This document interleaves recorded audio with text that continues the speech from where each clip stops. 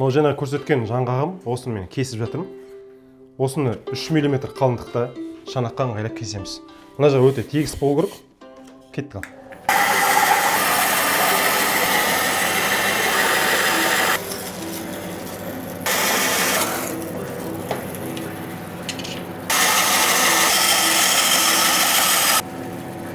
Тағы шанақ шығатын сияқты.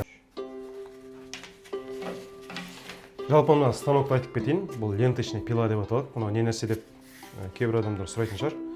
Бұның жұмыс істеу қызметі ішін ашып бір көрсетейін. Келіңіз. Мынау ішінде андай кольцосы болады айналатын. Мына жерде ара болады да. Осы ара мынау лента. Осының бойымен айналып, мына жердегі ағашты кеседі. Осыны ленточный пила деп аталады.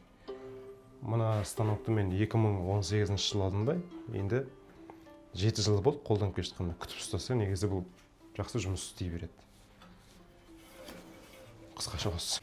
Жаңағы көрген мынандай ағаштарыңыз станокпен кесіп, осындай шанақ болды. Енді осыны домбыраның қалпына келетіндей қылдырып, ыстық пешпен иіп аламыз.